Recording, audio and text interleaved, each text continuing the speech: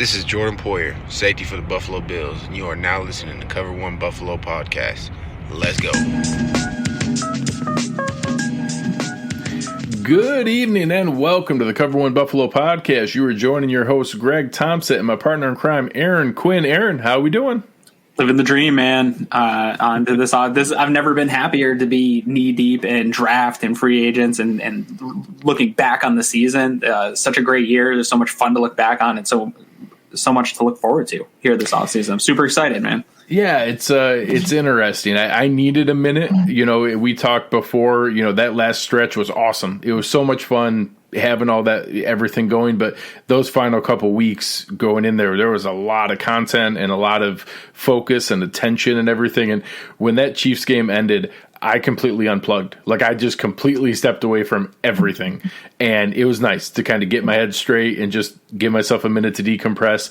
And now it is kind of nice to shift gears, start digging into, you know, draft work, trying to look at free agent pending lists, trying to project contracts for people. And all of that stuff is going to be coming for everybody, but we got a show or two here where we want to really tie a bow on this 2020 season. It was one of the most enjoyable seasons we've had in a long, long time, and I think it deserves to go through. We're going to do a review in offense and a review in defense, and I'm looking forward to tonight.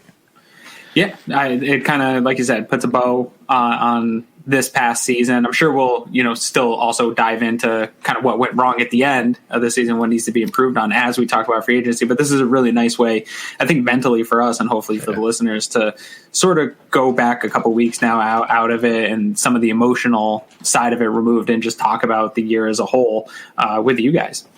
Yeah, it's going to be an interesting kind of way to go through it because we're so used to, having to rip it down, start over. How many different guys can we cut to, get out of the horrible contracts that we have and, try to figure out a way to get better next year. And now it's kind of nice. I like the way you framed a lot of things online recently with, we don't need overhauls. We need tweaks. Like, we need slight adjustments. We need to retain a lot of this talent, and we are one of the top teams in the league.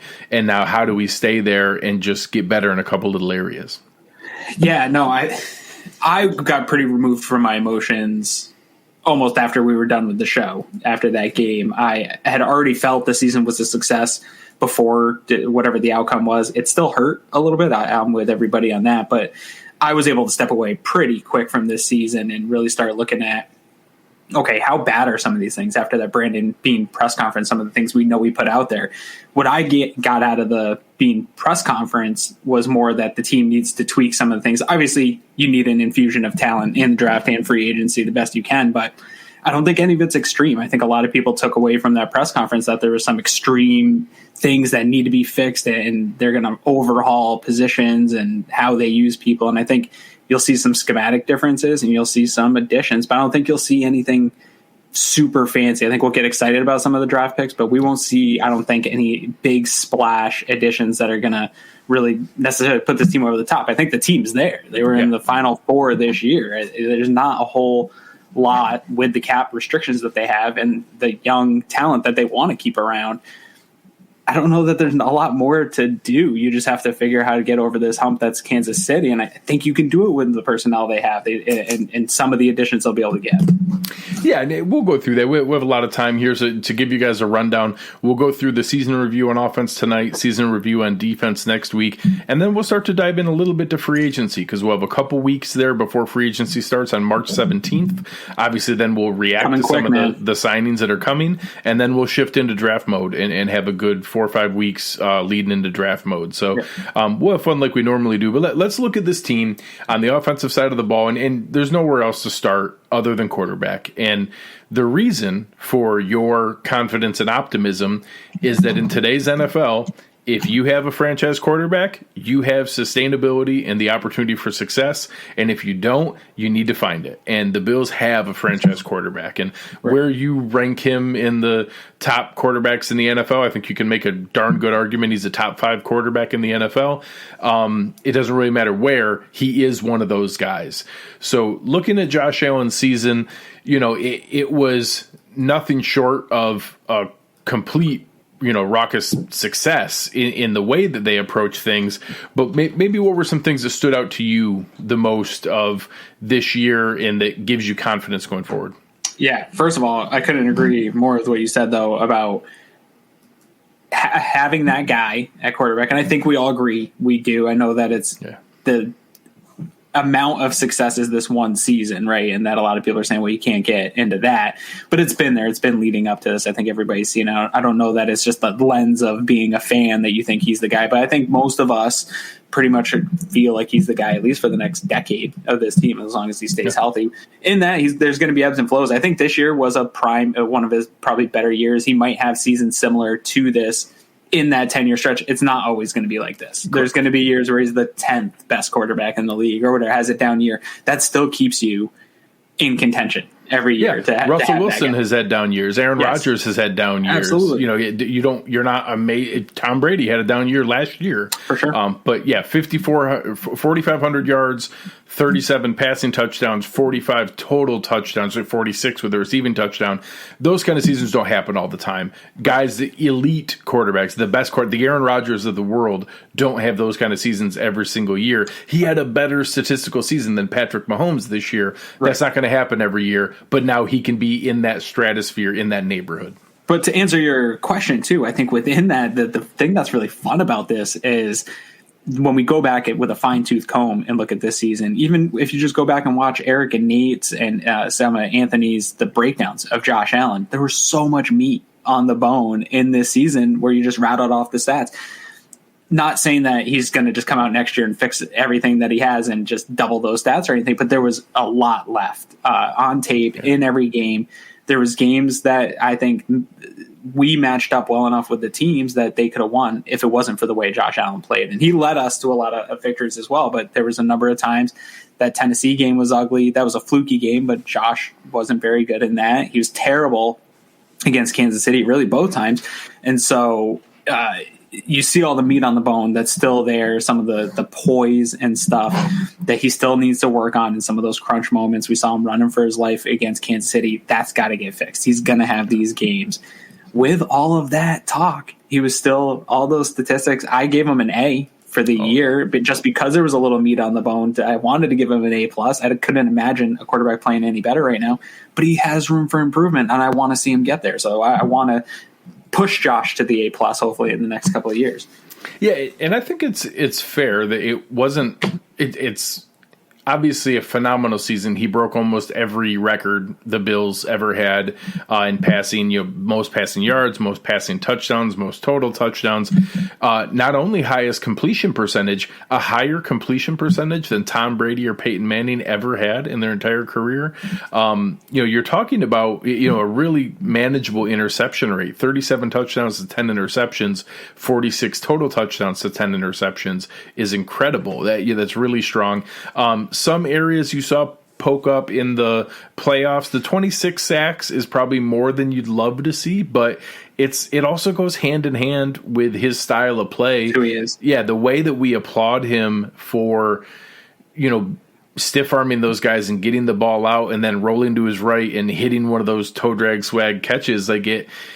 It's just kind of a package deal. He's never going to be that Dan Marino type guy who goes a whole season without being sacked because it's 2 steps and the ball is out over and over again. He's going to create big plays that way. I think there's still some learning that comes with that. You heard him talk about that. Some of those plays that you do still need to have some element of knowing when to live to fight another day. But it's fun that it's hard to nitpick and find concrete areas he needs to improve on.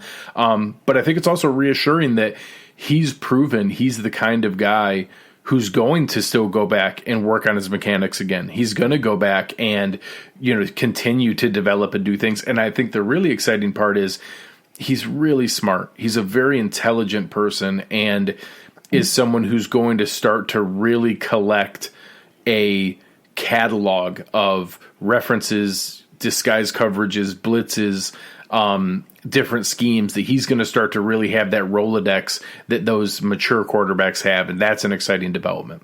Absolutely. I think I listened to the Chris Sims podcast with him I think it was right before the AFC Championship game or maybe right after the Ravens victory, but him talking about like he's his hardest critic. He said it before in press conferences. I believe it 100%. And those are we talked about that when people were in our mentions about him being the next Jamarcus Russell after the draft. And we said, this is the biggest difference is he's determined to be better. And he's like all the PFF people and all the people on Twitter, he talks about it. It doesn't matter to him. There's nothing there saying that he doesn't know and tells himself. So him being able to have that type of mentality and go into this offseason, you're damn right. He's going to look at those sacks and say, can't do it. We got to figure out a way to clean these things up when those sacks are happening. Some of the picks, you talked about that interception rate, that being manageable. Some of the ones he threw were still bad Josh Allen plays that he can clean up. I have every faith in the world that he can clean that up and keep who he is as a player and limit some of that stuff. So I think he goes into this offseason really more. He's fixed his mechanics, right? He did all the mechanical stuff. I think you continue to work on that. He said there was improvements there, but really it's ball man, taking care of the ball when you're running, not throwing in double coverage, not taking big crazy sacks on third down, like learning where and how to get the ball out. Watch the Tom Brady's, watch the Aaron Rodgers even, because he does it with that type of mobility. That's really what Josh Allen has to focus on. And he's an A+. If he comes in with better ability to limit some of that sugar high stuff, and he did a good job this year, if he takes that kind of jump with that stuff, man, it's almost gone. It'll never be gone. We can live with some of it. It can't be the reason you lose big games. Yeah. Well, and I think that we used the analogy of like guys like Brett Favre before, but I actually think he has a chance to be more efficient than that. And I think guys, some of the other guys you look at, your John Elways and people like that who still have the mobility to do those things, but weren't as reckless as what Favre was. I think there's a chance that kind of thing is in play, a more mobile Ben Roethlisberger, things like that. Now it's not unreasonable to have those kind of analogies that does look, we have something pretty special here that there aren't a lot of analogies for, because he's a pretty unique athlete in the way that he does things. Appreciate our man, Ron. Very generous to you guys. You guys have been awesome all season, and Ron, you've been right up there as strong of a supporter and confidant for us as anybody else. We appreciate you very much. Thanks, man. Before we move on to another position, I the fact that I don't really know what to talk about next is part of the issue and problem. The rest of the quarterback room, I don't know that we have anyone truly NFL caliber in my mind. Matt Barkley, Jake Fromm, Davis Webb. I think that, Barkley's a average to below average backup quarterback. I think that I have no idea what Fromm is and what that is as a developmental entity. I think Davis Webb is, purely a coach in a uniform, kind of guy. And I don't hate him being there. And I don't think it's crazy that next year it's Josh Allen with Jake Fromm as the backup and Davis Webb as the break glass in case of emergency call-up guy. I think it sounds nice to have I'd feel better if we had an Andy Dalton or a Marcus Mariota or a Jameis Winston like some other teams do, but, we'll spend other shows talking about how little money we have to spare. I don't know that an improvement at backup quarterback is in the cards, even if I kind of want one. Yeah, and those things are pretty tough because you mentioned a handful of guys, but that's not the average quarterback room in the NFL. There's a huge issue with the lack of good backup quarterbacks. That's why every team, when you're seeing people willing to trade for Mariota. Now there's rumors that he's not that good. He had one good game. He's a good backup. I think he's the perfect situation for back. He can get you through a season if you need to. He's not going to be your guy. He's a Tyrod Taylor, I think, at this point. Heck, Tyrod Taylor is one of those guys. Yes. Yeah. They're just going to bounce around the NFL, and that's fine. If the Bills could get one of those guys for cheap, the way you get one of those guys cheap is a scenario that they just fall out totally from their draft stock. A Carson Wentz, but he's already got the deal, right? Like that type of similar fall from grace, though, where just a team just moves on. Yeah, the timing of that musical chairs where there was a guy who thought he was going to get a shot to kind of start, and then it didn't happen, and then he's kind of stuck. The way that New Orleans stumbled into Jameis Winston for a freaking $1 million, that Cam Newton stumbled into New England for $1 million. Andy Dalton or Joe Flacco was only $1.5 million with the Jets, and I don't know that Flacco is way better than Matt Barkley, but in one of those, in one of those, hey, we lost Josh Allen for 3 games, I'd feel better if it was Joe Flacco for those 3 games than Matt Barkley, I think. I don't know, man. Whatever. So maybe somebody better than Flacco. But I would love podcast. Yeah, seriously. I would like to stumble into one of those that, hey, one of those guys who didn't find the spot they thought they were going to get, we end up stealing them for $1 million, and then they try to recoup their value learning under Brian Daboll and being the backup to Josh Allen on a really good team. And then going into 2022, they try to just like Jameis Winston just did with New Orleans, and then he tries to get his starting spot the next year. I'd love to stumble into one of those, but I'm not willing to spend money to do it. Yeah, I'm torn there. If they do can really stumble into it, and like you said, like a 1 year, $1 million thing to give somebody a shot. If Josh gets hurt, sure, I'm down for improving that. Otherwise, I kind of want to see what they have in Fromm maybe this preseason. I'm not big on him. I don't think there's a lot to see, but Brandon Beane does. Brandon Beane, sure. Figured he was worth that pick. They kept him around. They spoke highly of what he had to go through this year in that development. So let's see what he's got.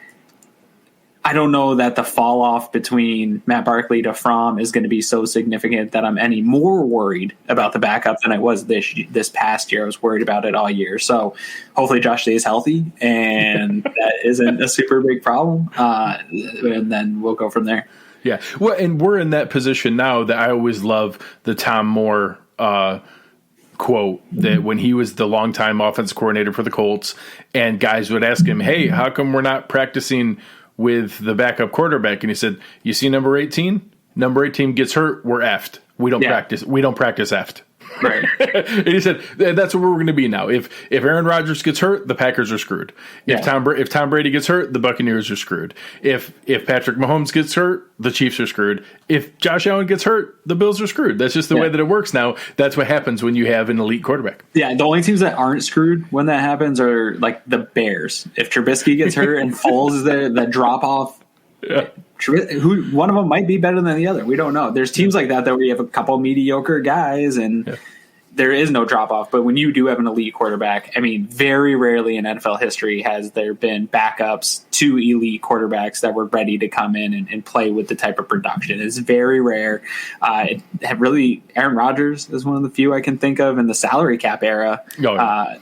To have that guy behind ready and waiting. It doesn't happen a ton. So I don't think we're going to have the next Frank Wright isn't walking through the door that's going to lead Buffalo to playoff victories without Josh Allen.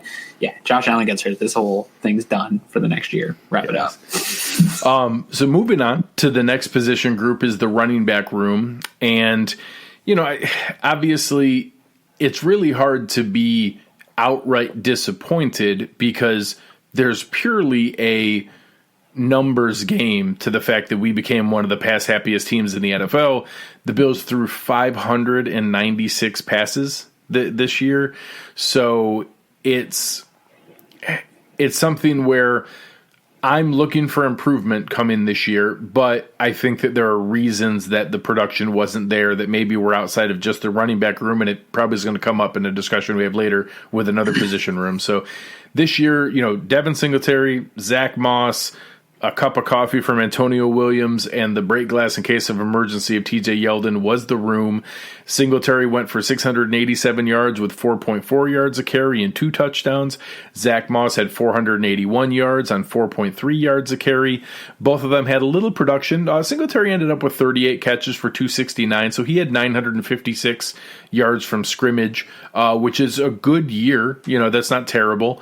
2 total touchdowns is kind of low, but obviously Josh Allen 9 rushing touchdowns takes a little bit of that away, and Zach Moss with 5 touchdowns.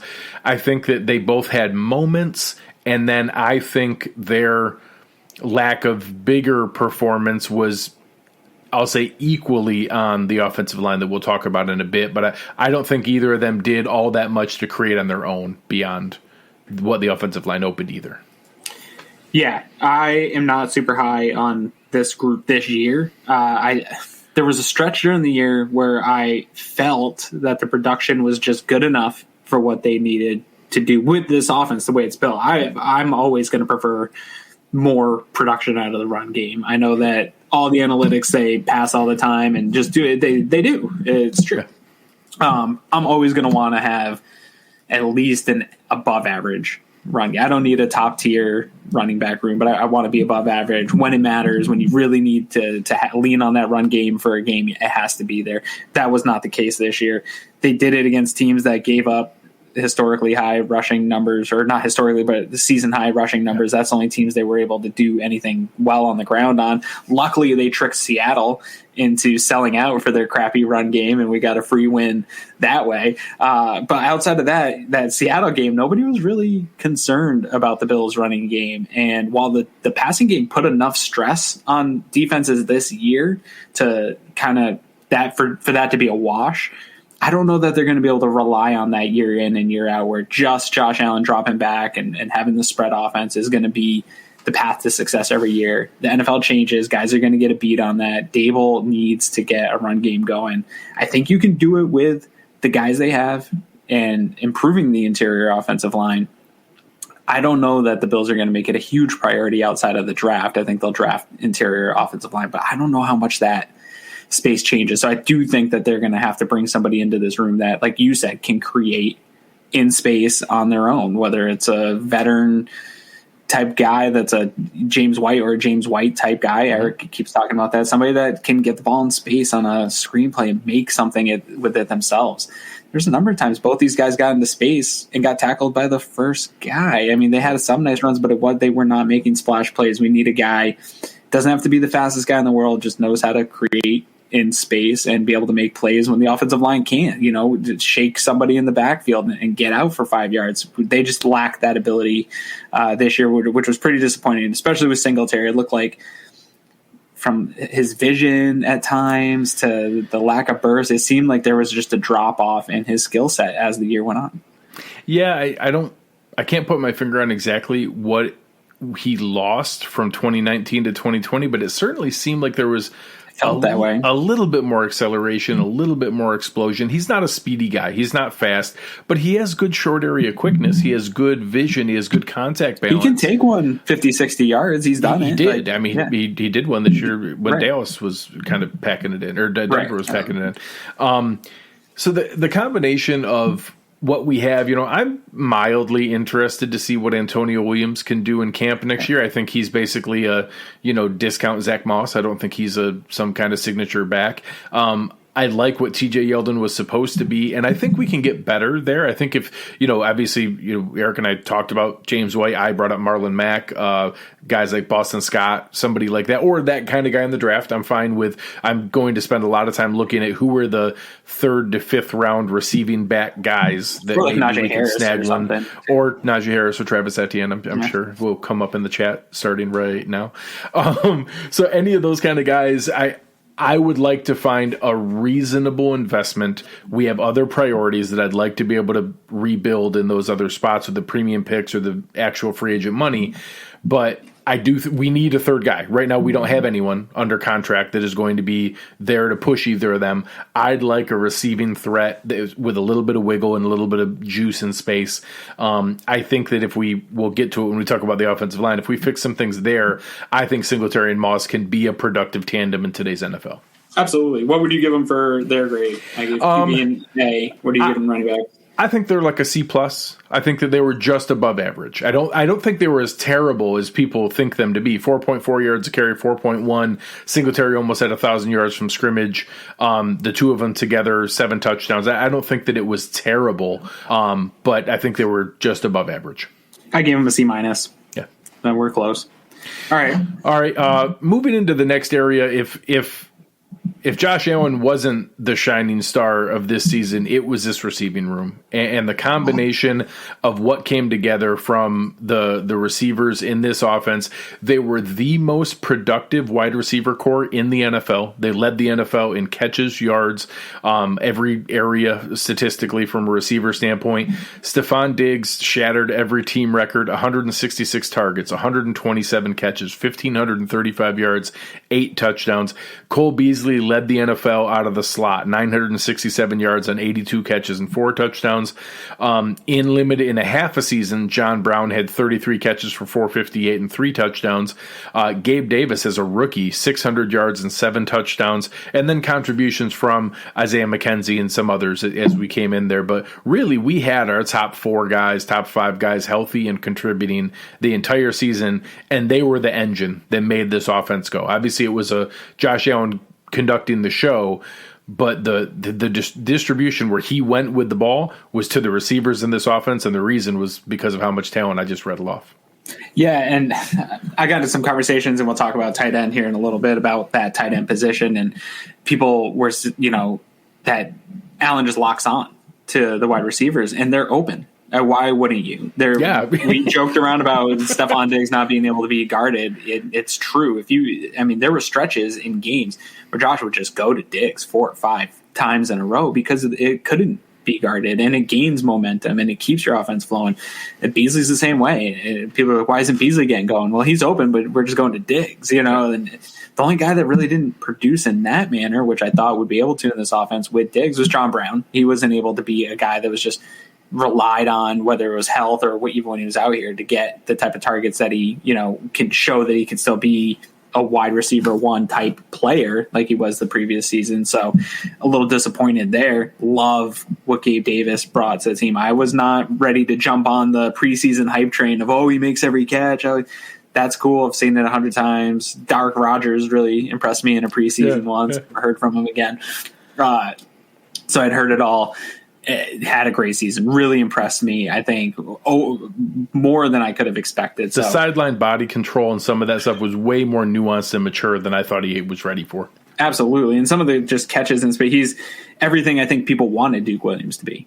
Yeah, when they got Duke Williams. So they nailed that. I can't wait to see what they have from Hodgkins. I love this unit, and I don't want to see John Brown go. I know there's people out there that want to see John Brown go. Just to clear up that cap number, I don't want to see him go. I want to see this unit try to be healthy. It's hard in the NFL, but have a full healthy year with the growth that Josh has had, with the growth that Dable's had, improve some of these other pieces, man. Give Josh a little more time with a little bit better protection, improve that tight end room, get some running game going. I don't think there's a defense in the league that can stop if you keep this unit together and improve around them. Yeah. And I think that there are – so I'm torn. I feel fairly confident John Brown is not going to make $8 million from the Buffalo Bills this year. Sure. I don't know that means John Brown is not going to be a Buffalo Bill this year. There are options besides that he and his agent know after an injury-plagued season at his age – he's not going to go into his age 31 season, breaking the bank in free agency. So there's going to be motivation for him to get creative with the Bills. I also think they like him, and it's not out of the question that you can do that by doing a brief extension, signing him into the 2022 season, decreasing the cap number for both years. And that, I'm fine if he's a $4 or $5 million receiver for 2 years rather than, $9.1 million in 1 year. I think that's also roughly what he'd get on the open market. And I think his agent knows that. So I think there's reasons that it's not as clear-cut as people assume that he's gone. I also think a lot of people have made pretty good explanations that you can be excited about Gabe Davis and still not be ready to think he has the full skill set yet to replace John Brown. There are things that John Brown does that Gabe Davis does not do, and he has not shown the ability to separate at that degree. I think he can develop into that, but I don't know that he's all the way there yet to step into that, and that I'm not 100%. I want to find that out on the fly. I do think that there's some options to be able to go into what we're going to do from, I like Isaiah Hodgins quite a bit. I'm curious to be able to see what he shows and has there, and maybe he can do some of what Gabe Davis did as a rookie. But I hope that we can find out by having John Brown back. Yeah. Say that's the case in preseason, and then you deal with it then, as opposed. But I don't want to go into the season removing John Brown from the offense, not replacing him with any known production that we know can do something. Maybe Kenny Stills is that guy. I don't know. Maybe they bring him, and then that's going to be the John Brown. Or a speedster out of the draft. Like, it's feasible. But that's not proven NFL production. That's a tough one for me because, again, like Davis, I didn't know what they. So you're banking on back-to-back drafts where you're hitting on mid-round guys twice in a row. Yeah, which can happen, but I'm not banking on it. So going into the season with as much as on the line, and I think the window is bigger than a lot of us feel, but they're still in a Super Bowl window right now with the guys they have. Josh Allen's going to outplay this receiving core in Buffalo most likely, but right now you have a window with a really special group. If you don't bring Brown back, say Beasley gets hurt to start the year, or his injury takes longer than expected, or whatever, he has some kind of setback, then you're really limited. You go from having a embarrassment of treasures at receiver here this year, where John Brown could be out, and you still had Gabe Davis to supplement that, and didn't miss too much of a beat. One of those guys goes out without Brown. I don't like this. If you ask fans who's older, Cole Beasley or John Brown, how many do you think would answer Cole Beasley? Most. Because Cole Beasley's older than John Brown. I think a lot of people think of. Wow. I think a lot of people assume that John Brown is at the end of his career. Like 31, 30. Yeah, correct. Yeah, Beasley's 1 year older. But I just think a fair amount of people would assume that Brown is closer to the end of his career than what Beasley is. And Beasley's actually a year older. So any of the injury concerns. I think you could get a couple years out of each one of these guys. For sure. Receivers age better than people realize. Like, it's not because of the way that the rules are called and there's no more head hunting over the middle and stuff like that. It's, guys age reasonably. You have guys that are very productive into their mid-30s on a semi-regular basis. So yeah, especially guys. One more comment on this, because I know we got to keep moving through positions, but this wide receiving core in general takes really good care of themselves. Yes. And one of the things Josh Allen has spoken on a number of times is John Brown teaching him how to be a professional in the NFL in a lot of ways, and how he takes care of himself and how he approaches the game. That crap matters a ton to Brandon Beane and Sean McDermott. That's what they've built this locker room on. That's what the culture is. That's what the process is guys just saying to the media, like, hey, this guy's the shining example of how an NFL pro should be. All that's going to matter in this decision. And I think John Brown's camp probably respects what the Bills are doing enough, sees the window that he's in and the type of success that he can get on this team. Personally, his career is wrapping up. There might not be a better position for him to latch on and try to get to a Super Bowl before his career runs up than with Buffalo. If he goes somewhere else, it's going to be a Jacksonville. All these teams we talked about earlier offline that have a ton of money to throw around, they have that money because they're not that good yet, and they're not going to be good right away. So I think with all that, I think there's a possibility that he does either restructure or take some type of discount to stay on this team now and give some money back to the team knowing the situation. One other spot before we move on is that tail end receiver that has been a combination of Isaiah McKenzie, Andre Roberts, even the TJ Yeldon receiving back role, that gadget player, that return guy. I've said for years now, I really wish that could be one person. I really wish the gadget jet sweep return person was one human in one roster spot. Maybe they saw a glimmer of that in Isaiah McKenzie. I'm curious. I think that Andre Roberts is a guy that knows what his market is, and I expect him to be back in Buffalo on the veteran minimum deal. I don't think that people are going to be spending huge money on returners, and I think he knows that and is just going to come back. I think there might be a little bit of a market for Isaiah McKenzie, and I hope that nobody throws, something stupid like 2 years and $2 million or $5 million a year for 2 years and like a 2-year $10 million deal at him that we can't really afford to match. I hope that we can get Isaiah McKenzie back, but I think he could be possibly replaced in the draft, or maybe they do think he can step into Roberts' role and be the returner. I don't know. Maybe they saw enough in practice to feel reassured of his ball handling and his willingness, and that punt return for a touchdown was nice. Maybe they've seen enough in practice to think that he has the reps in to do that now. I'm curious what they do at the bottom end of that receiving core. Yeah, I think they tried to run it back with it as it was and try to bring back both Roberts and McKenzie. I agree with you. I don't know that I think there's a chance one of these offensive gurus think he's going to be the next key piece to their gadget part of their offense. I think he's pretty easily replaceable, and I hate to say that about any NFL guys. He's fast. There's going to be fast guys in the draft. There always is. I could absolutely see the coordinator coming from San Francisco who used Deebo Samuel in that role and went to the Jets. I could absolutely see them trying to get a weird amount of money at McKenzie. Absolutely. There's a chance that he's not there. I think that's replaceable. I don't mind the roster spots. I fight about it in my mind all the time because I hate taking up extra roster spots for special teams. But what did the Bills really miss out on by having those two? There was never a weekend where I felt, God, I wish we had that roster spot. Like, not like when we had the what was it, the Doug Marrone years or the Jordan Gay taking up a spot. Dude, like that killed me. The Roberts thing I never thought of once, because also Andre Roberts, I think people were frustrated with him because there was that one game towards the end of the year where he had the bad takeout. He had one muff and a bad takeout all at once in a short stretch. He still is coming off his third straight Pro Bowl season. Yeah, he had so many plays where he put this team into great field position. He had for a kick returner and punt return, he had a number of what I would count as toxic differential plays that just gave them position at the 40 to start a drive. And I want to go back and look how many times they scored on when Roberts had it over the 25. Like, how many times did that lead to a scoring drive?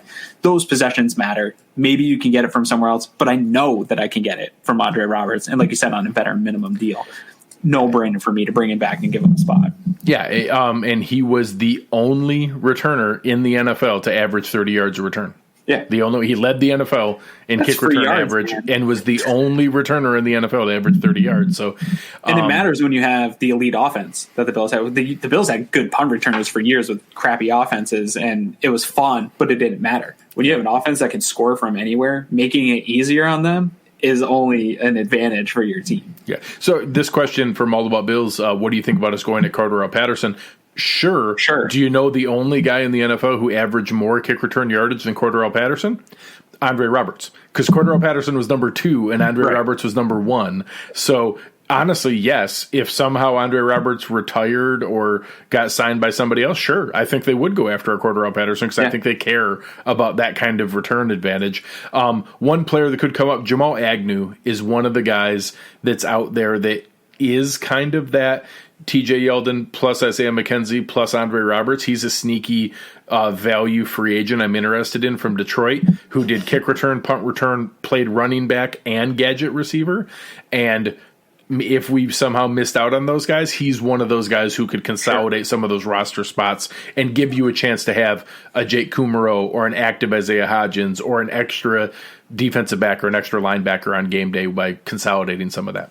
Yeah, Patterson could, and I think I'm seeing it now in the chat too, Patterson could be, Eric's going to kill me for saying it, but he could be your third down back. He would be Andre Roberts plus TJ Yeldon. He would be that one guy in one body. Yeah, and so you could save your spot there and have him as running back 3, and I think you'd get more production out of running back 3 than we saw this year, and he'd always be active. You wouldn't need to activate a running back 3 if something happens. He'd be your returner. So again, I think they bring Roberts back. If he doesn't come back, there's scenarios where then maybe they bring McKenzie back and he's that guy, or they look elsewhere, like you said, a couple names. I feel fine there, but I think Roberts is a lot more valuable to this team. I know there was a lot of argument before the season began. I think he just made his case even stronger with the season that he had of how valuable he is to this team. Yeah, just looking at this, Cordarrelle Patterson had 64 carries on the season and then 21 catches and was number 2 in the NFL in return yardage. So yeah, maybe. So shifting to the next group is the tight end group, and it's a challenge because I think there was. Anytime you're looking at, we just talked about the most productive receiving core in the NFL, obviously that comes at the cost of another group. So you're talking about Dawson Knox, Tyler Kroft, Lee Smith, Reggie Gilliam. I list Reggie Gilliam there because they technically list him there. Reggie Gilliam played 64 snaps out of the backfield and 8 snaps as an inline tight end. He is a fullback. I don't care what they list him as. I don't care whether he's a special teamer and a fullback. He's not a tight end. He can do some of those inline things, just like you can shift guys around, go in the slot, do other things. But Dawson Knox, I think, had a similar season to his rookie year. Some awesome glimpses of potential, and I've never seen a player so excited to stiff arm after he makes a catch as Dawson Knox is. He's always looking to posterize someone. He makes some awesome contested catches. His catch rate, oddly, he had fewer drops this year, but his catch rate went down. So the fact that his catch rate went down when Josh Allen made a meteoric rise in accuracy and completion percentage is odd to me. And, I'm sure a healthy portion of that of on-target throws, were, I think Eric looked up some stuff, were not ideal. But we certainly didn't get the production we wanted out of tight end this year. I think you can tell a story why, but we didn't get the production we wanted out of tight end. My biggest concern with the lack of production out of tight end is in the blocking. I think with the type of offense that they had this year, you can do that. You can have this type of offense. Tight end blocking was a problem in the run game. Tight end blocking was a problem if they kept tight ends in the pass game. Blocking was an issue out of that position. I'm fine with Knox as far as I can live with some of the drops. I think it is getting better. I don't think it's as much of a story as we talk about on Twitter. I think that ultimately he's gotten better making plays when he needs to. It hasn't been that dramatic in my opinion. I've seen enough, I think, from a pass catching standpoint that if he was utilized more often in the offense, I think that his stats would be up there towards the top 15. I don't think he can be an average tight end 1 in the NFL right now. I don't know where his ceiling is, but I think he can be that if the offense is going to him. But he's not going to be able to do that if he can't learn to be an NFL tight end when it comes to blocking, especially in the run game. You have Lee Smith. He doesn't really provide anything else. That's a weird piece. I don't know that you want that type of guy in anymore. He kind of shows your hand as to what you're doing most times when he's in there.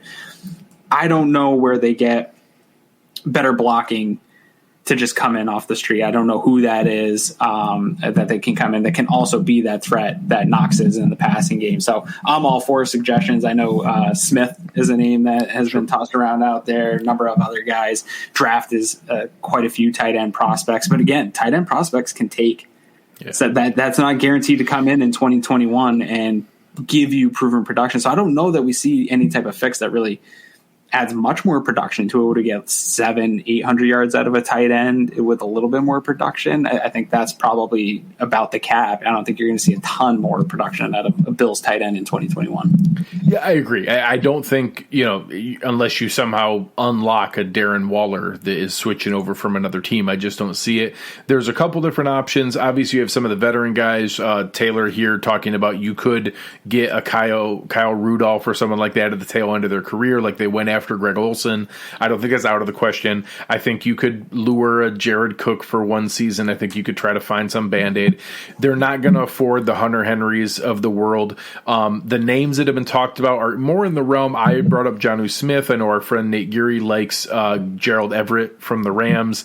I think those guys are in that $6 to $8 million range. I don't know that they want to spend that. I think, Eric had brought up that he's not sure he sees a sizable enough difference of the Jonnu Smith has been more productive with fewer opportunities than Dawson Knox, but the numbers aren't amazing. It's not like they're you're still projecting where those things come from and what we're able to kind of figure out to where it's at. So we'll see what things come along. But I think that tight end here I had at a C. For this year, I think that, there was some things I think you could go with a C-, and that, sadly, probably the best value we had at tight end was Lee Smith because he was such a good blocker. It's sad that was about it. We saw glimpses of Tyler Kroft, and I'm not out on Dawson Knox. I don't hate Dawson Knox. I'm open to that. I'm not planning on Dawson Knox becoming a tight end 1. I'm going to prepare as though I need to find a tight end 1, and if he develops, he's a bonus. Totally fair. I gave him a D as a group. Very disappointed in the run blocking, really, this year. Like, if there's one thing you need to really pick up as a tight end, it's that. I thought it was weird how Kroft didn't get a lot of run this year. I thought he was actually productive when he was playing. I almost wonder if it was forced evaluation of Dawson Knox. I don't know. Maybe. I'm not sure. I don't know that we'll ever get an answer as to what happened there. I liked Kroft, actually. If they can find a guy like that, I think that works. Interested to see Tommy Sweeney if he comes back. Sure. And what he provides in the preseason. I thought he had some interesting stuff his rookie year, some interesting looks in the preseason for him. Clearly fits the mold of what they'd like. I think he can be a good blocker. But yeah, until they fix that ability to block, I'm not so much worried about the production in the passing game. I think it will come. I think they can develop Knox or get a guy in there to provide some of that, but they need to be better as that additional offensive lineman when they're called upon. So I can't get them up over a D. Yeah, no, I think it's fair. The final group we're going to go into before we end with some season awards is offensive line. I think that it was weird because there are some really strong points. I think that Deion Dawkins had a really good season and really stepped forward from the year before. I think Darrell Williams is a phenomenal value for what we got him at. I think that Mitch Morse was oddly beleaguered in the season that people think he had versus I thought he was good. I thought that, both Eric and Anthony did an awesome breakdown of film explaining how he was kind of misused and how with all the changes and no offseason we're forced into more of a zone offense because we didn't have the reps in to do the pin and pull and the gap run that we had previously. I think Mitch Morse is fine and a big piece of our future. And then we had the revolving doors at guard and that, Cody Ford played injured and struggled when he was out there. Brian Winters was terrible. Ike Bacher was a little bit better than Brian Winters, so everyone was excited because he was not as bad as Brian Winters. And then John Feliciano started well and went kind of downhill and ended the season pretty poorly, honestly. And I won't be sad if we have 2 new starting guards going into next season. Yeah, so it's super frustrating. I had this offensive line graded out individually as tackles B, guards D, center B. Yeah, I think that's spot on. I think you can even argue B plus at tackle. Sure, yeah, I'm open to that. Guard play really frustrated me all year long. I am not high on Feliciano at all. I think a lot of people love him. I think he says all the right things. They like the idea of him more than the player. He's got that edge. He's got that mean ability. He'll fight for Josh Allen. That's all fine and dandy. I think a little bit towards the end of the year, he showed us maybe more who he is. I think when the Bills signed him in free agency, we were a little suspect. Like, this guy, that's a little bit of money for a guy that really hasn't done anything. Had a really nice season, but I think this year regressed back to maybe who he is more as a player and what we could probably expect of him as a player. I think pretty frustrating. Yeah, Winters, Bacher, total replacement level guard play. Bacher had a couple moments where it looked good, and maybe he can develop into something good as a rotational piece. All I see right now in the middle of that line is rotational pieces next to Mitch Morse, and I think why Mitch Morse was looked at as being so poor this year was the same thing when we flip over to the other side of the ball of how Ed Oliver looked poor. It's the pieces around him. You don't have good guard play next to you. It's really hard to look good as a center, and Morse still did it. He still looked good, just you're not going to see it on the broadcast that Mitch Morse is having a really good game. Like, that just doesn't pop up in the broadcast. So definitely something they need to fix. The good news is fixing guard is probably one of the spots where you can do it of value. You can find guards in the draft. There's going to be some big, nasty boys in this draft coming up that I think you can get in and might be able to compete this year. And I don't think the production that they have to replace is crazy. We talk about rookies come in all the time. I'm worried about proven NFL production. I don't know. Can they be worse than Cody Ford and Ike Bacher and Brian Winters? I don't know. I mean, that'd be tough. So we'll see. I think it's an easier spot to replace. I think it's not like we're out there desperately looking for a star tackle at either spot. You got to get Williams back in here, hopefully, but that needs secure. You're not paying for a big time center like they did with Mitch Morse, as long as they don't end up replacing him. So I think guards are relative. If you're going to have a weakness on your most dominant side of the ball, I think if you ask me, I would pick in the interior offensive line. I think it's one of the more easily replaceable.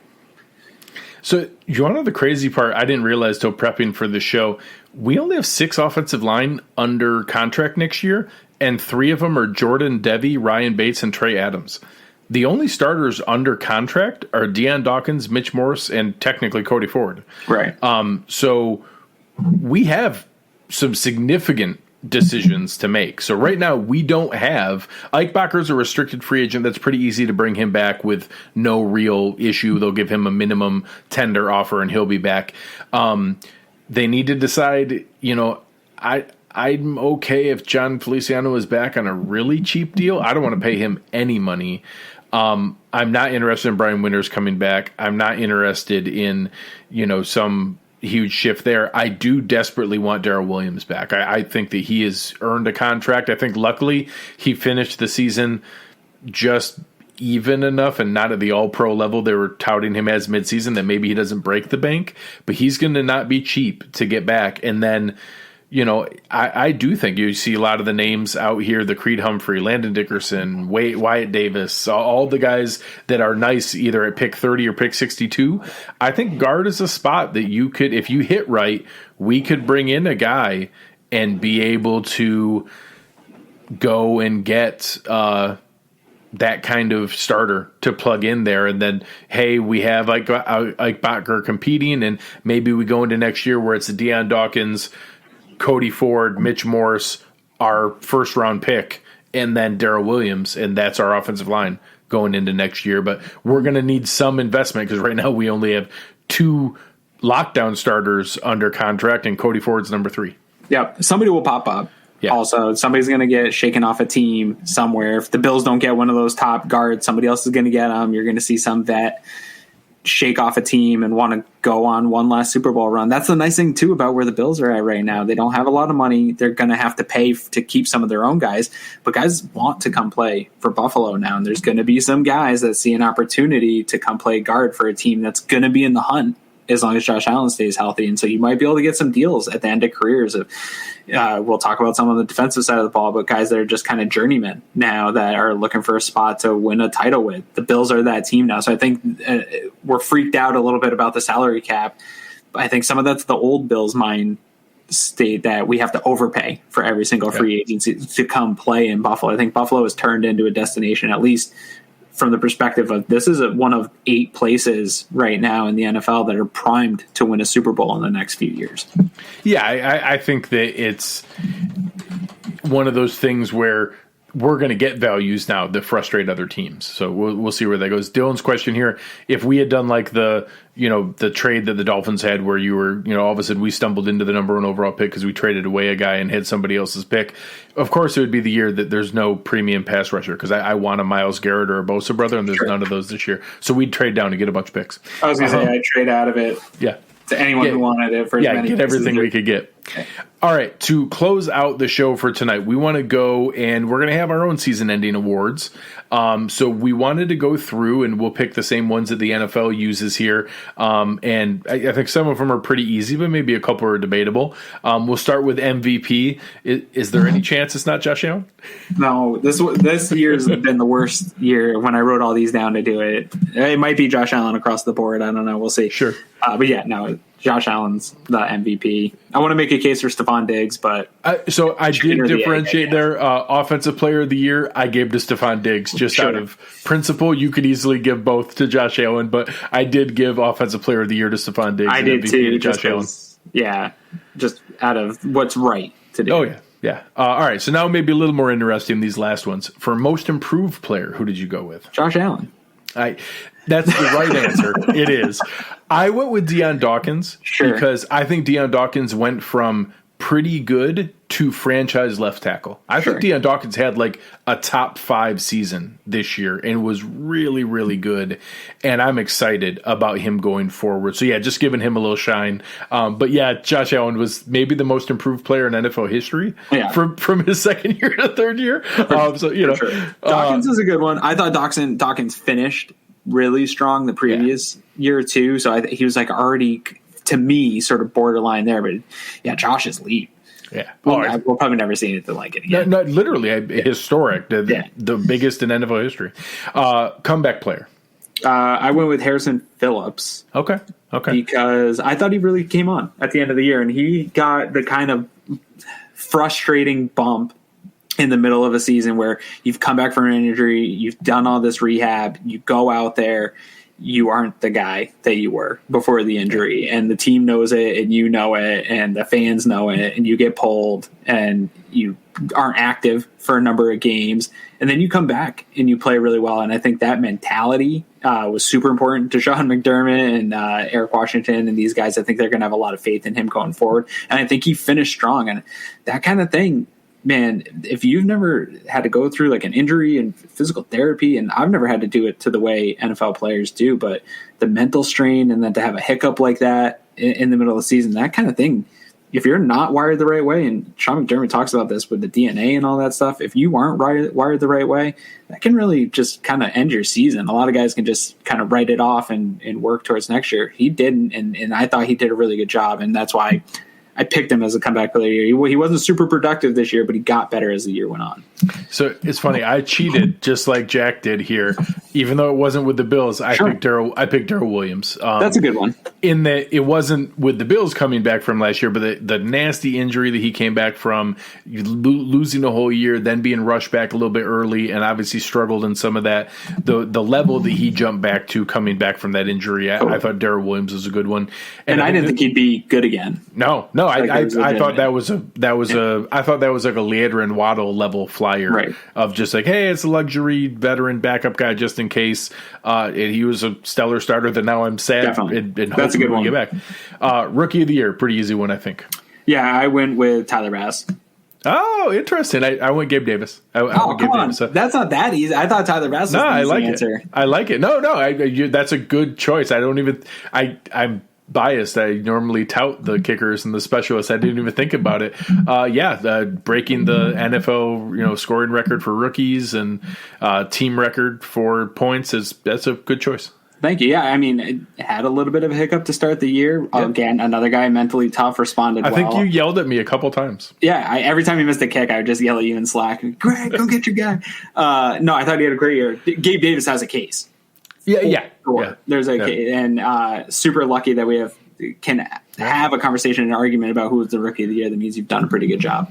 Yeah. So we tried to keep it pretty positive here, but anybody that came out the other direction, your biggest disappointment or biggest concern? Well, do you have a defensive player of the year? We did offensive player of the year. Well, let's save that for next week. Save that for next week. We'll do defense. In there, and we'll even sprinkle in a couple. I'll make up some defensive awards. All right, disappointment this year. Interior offensive line. Yeah. We talked about it is the biggest problem I think that the Bills have to address this year. And we'll talk about the other problems on the other side of the ball, but it's right there, interior offensive line. I guess the runner-up would be Dawson Knox in the tight end position. If we're just talking offense, I'll just give a spoiler alert. My biggest disappointment this year was Trent Murphy. Obviously, that's my guy. Totally disappointed. Was super wrong on Trent Murphy. But on the offensive side of the ball, it's got to be interior offensive line for me. I think that's the right choice. I think if you maybe my level of expectation, I could make an argument for Devin Singletary because I kind of thought we were going to come in and have a really killer season. But overall, it's nice that we're having a nitpick with some of those kind of things, and that if your biggest issue is, Singletary still had, 1,000 yards from scrimmage and he was a disappointment, that's not too bad. So, and that we still broke team records and had that we had the offensive line challenges that we had. But yeah, luckily I think we're going to be there. And I think that we're going to have some similar debates this year. And honestly, if you heard Brandon Beane talk about, hey, if we had known what the money situation was going to be like going into this year, maybe we would have made some decisions differently. Honestly, I think Trent Murphy's one of those. I think that in a different season where they got to see AJ Epinesa, and there, I think they would have cut him, maybe some of the other signings, but we'll talk about some of those next week on the defense. Anything you want to leave the folks with here before we sign out? No, man, I'm super excited for this offseason. I guess kind of leave people with what we started with, that this is a good Buffalo Bills team. This is a top team in the NFL. They're going into an offseason, definitely with some things to fix. There's definitely a gap between them and the Kansas City Chiefs. There's not really much of a gap between them and the other top teams in the NFL. All teams have work to do going into the offseason. There's no team that's perfect. The Bucs have work to do. Kansas City has work to do. So all those teams are in the same position the Bills are of having work to do, getting up against the cap, things like that when you're a good team. So just try to remember that when you're out there getting in fights with other people about what the Bills need to do this offseason. I think the needs aren't necessarily as dramatic as we might think they are, and they aren't in the position to make any dramatic fixes unless they hit on things. So just take it easy on each other. There isn't a ton left that the Bills need to do to put themselves over the hump of already being a top 5 team in the NFL. Absolutely agree. Yeah, I'm excited about it. I think there's reason to be optimistic, and the fact that we're bringing back our entire coaching staff, Josh Allen, our entire front office, we didn't get cherry picked anywhere. I think there is reason for genuine excitement going into next year, and I think that we're going to dive into those reasons why coming up here in free agency and the draft. So, check out everything we have coming. Check out the other guys over on The Hoof and Disguised Coverage, the film breakdowns with Eric. Anthony's been jumping on him with there a ton and looked fantastic. Make sure you guys are checking out everything that we have going on here. On behalf of everybody at Cover One, Aaron Quinn, Greg Thompson, you've been listening to Cover One Buffalo, and we are out.